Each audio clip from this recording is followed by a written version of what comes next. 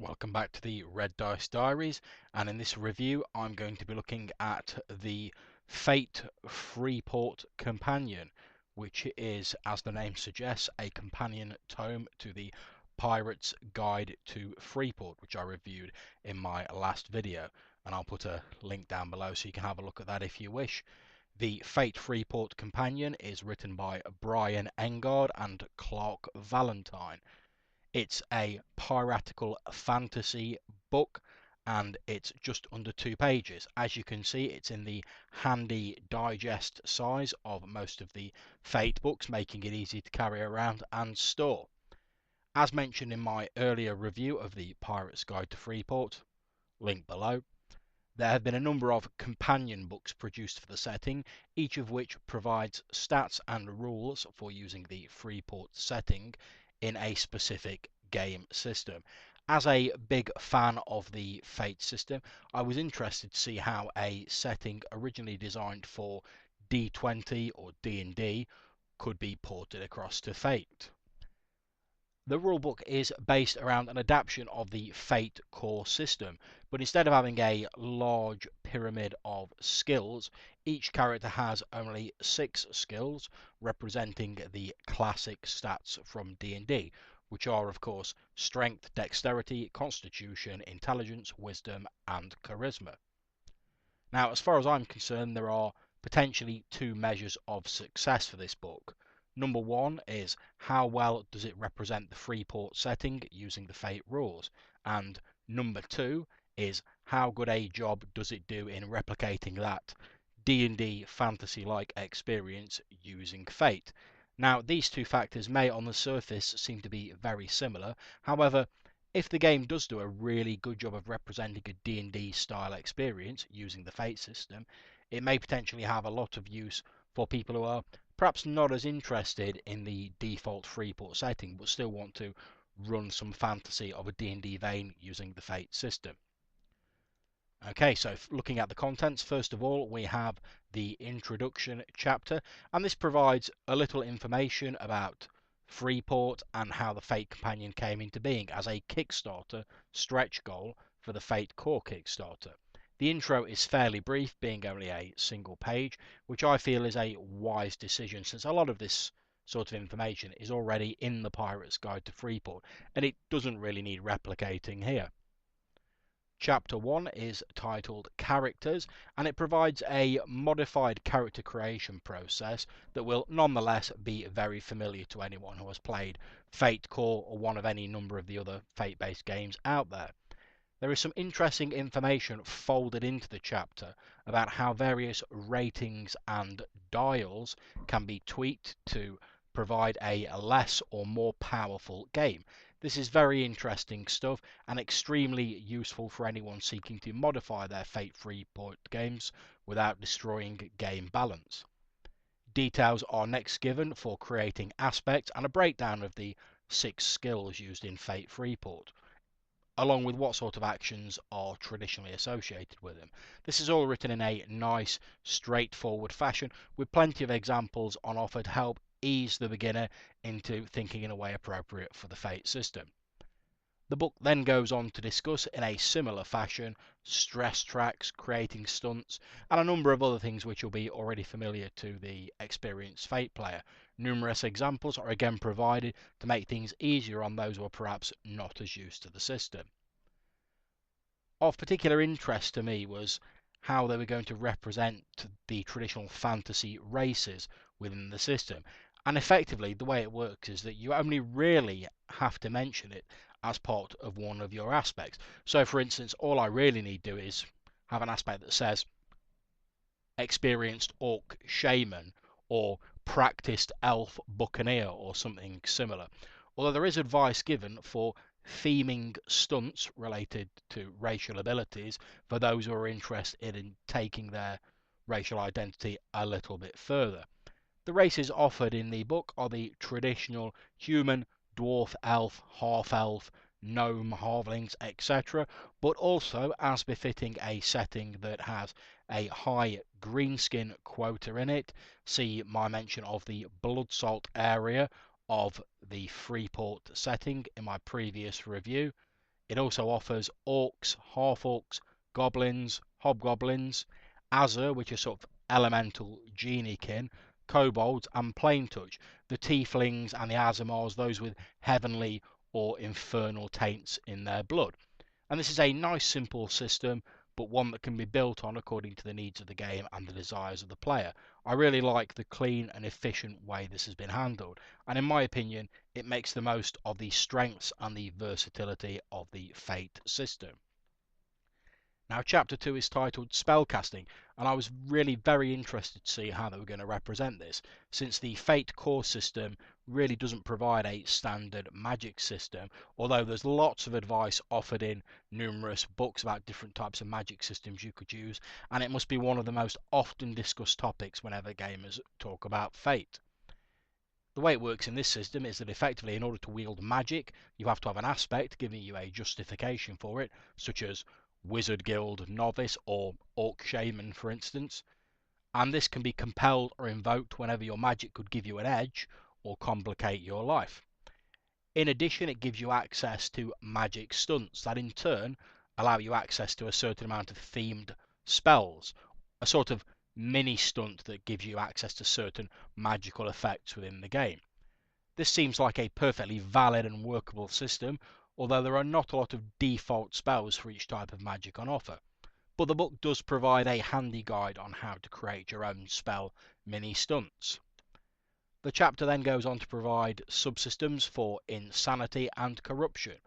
Corruption is measured on a stress track, like mental and physical damage, and is accumulated through casting certain curses or using necromancy. When a player acquires more corruption, then they start accumulating consequences related to how the dark energies corrupt their mind and body. Pus-filled boils, for example, as suggested in the book. Corruption does not disappear over time like normal stress damage. It has to be atoned for in order to be gotten rid of. Madness rules are a particularly welcome inclusion, since I found the Lovecraftian elements of the Freeport setting an interesting additional element to the campaign world. In the Fate Companion, madness is handled as a mental attack, which results in the accumulation of mental stress and eventually consequences. We then move on to chapter 3, which is titled Wealth and Gear.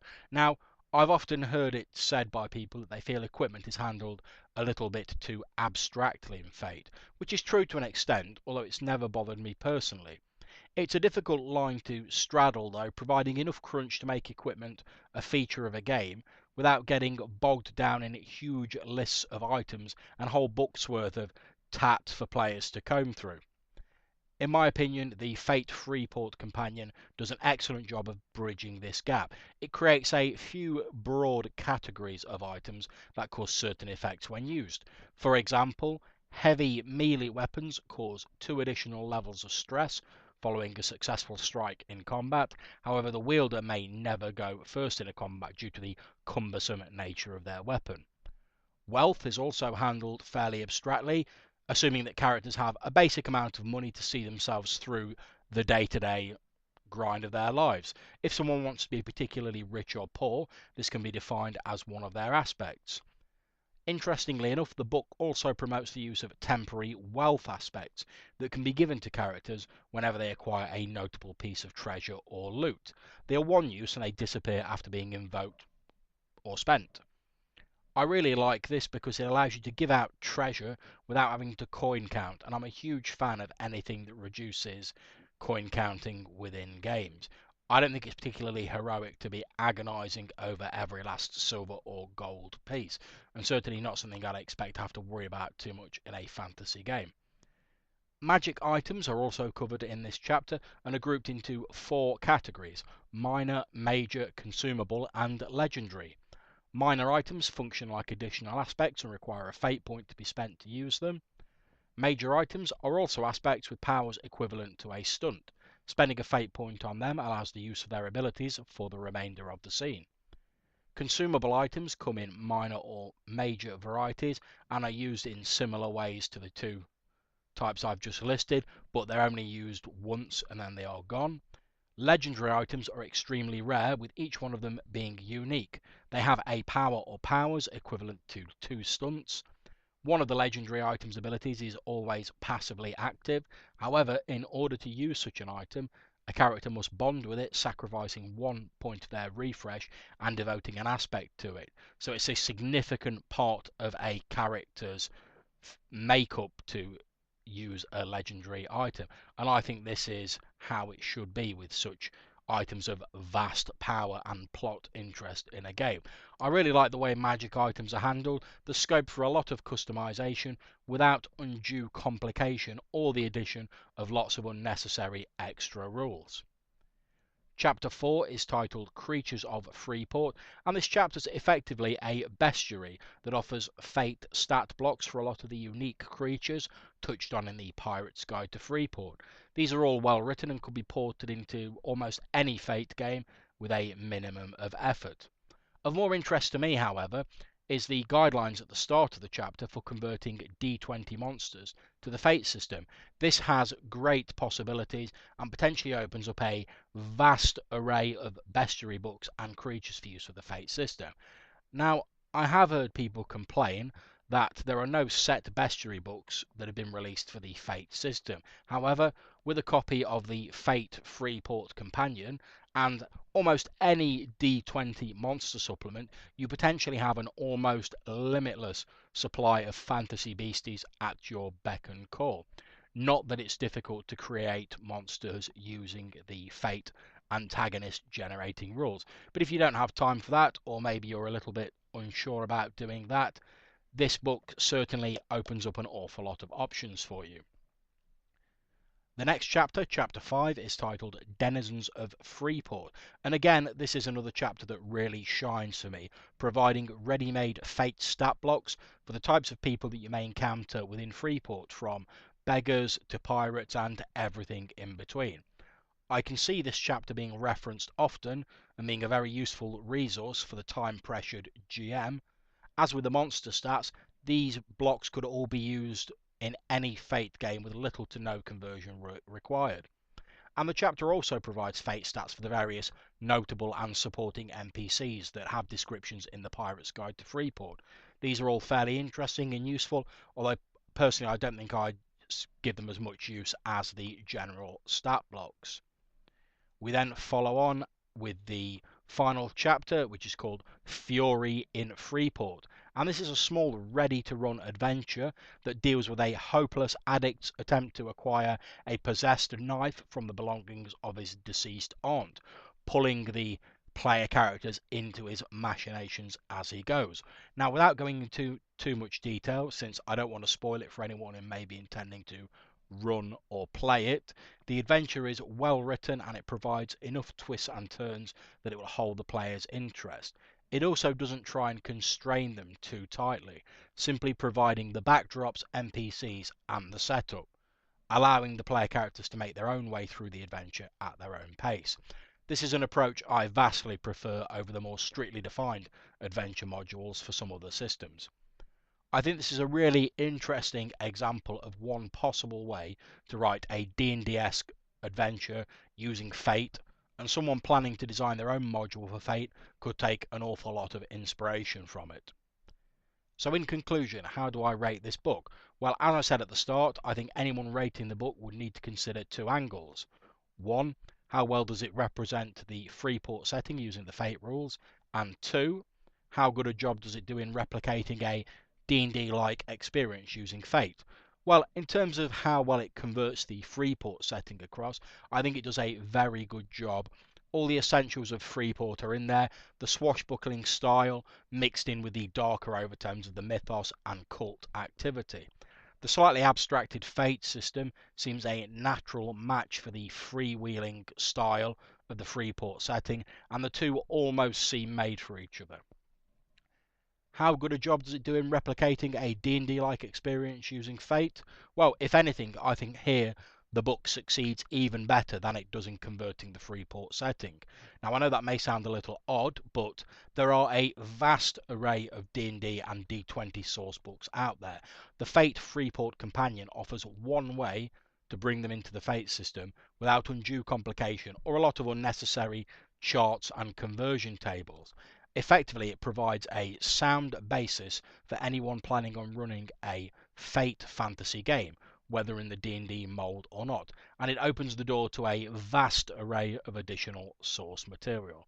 I probably actually like this book a bit better than I do the Pirate's Guide to Freeport, much as I actually really like the Freeport setting, and I do, because I think this has an awful lot of scope for use outside the boundaries of a Freeport campaign. I would advise anyone planning to run a Fate fantasy campaign, certainly if it's either going to be set in Freeport or you want to run a Fate game in a D&D style, to consider picking up a copy of the Fate Freeport Companion. Well, I hope that you've enjoyed this review, and that if you have, you'll click on like to this video and subscribe to the channel. We put out new videos every Wednesday. If you have any comments on the Fate Freeport Companion, Freeport in general, or any comments related to anything else within this video, please either leave them in the comments box below or feel free to hit me up in the Google Plus links. Until I see you next time, thank you very much for watching and for listening. Take care.